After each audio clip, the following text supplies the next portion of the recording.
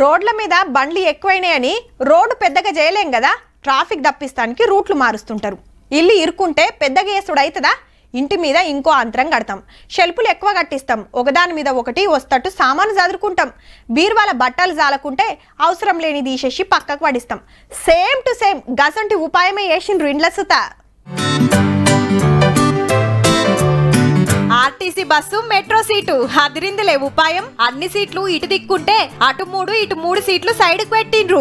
Same metro రైళ్లు ఉన్నట్టే పట్నంలా RTC బస్సులల్లా గిట్ల మార్చిండ్రు సీట్లు. ఫ్రీ ప్రయాణం చేయబట్టి అక్కలు బగ్గనే బస్సు ఎక్కుతుండిరి. సీట్లు దొరకుడు కాదు, ఆఖరికి నిలబడదామన్న బస్సుల జాగ దొరకని పరిస్థితి.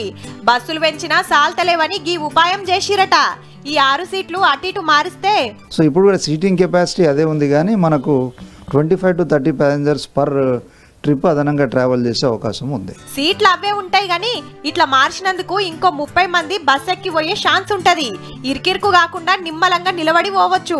అట్లనే బస్సుల ఆడోళ్ళు మగోళ్ళ సీట్లకు నడుమ అడ్డుగా పెట్టిన రేకులు తీసేసిండ్రు.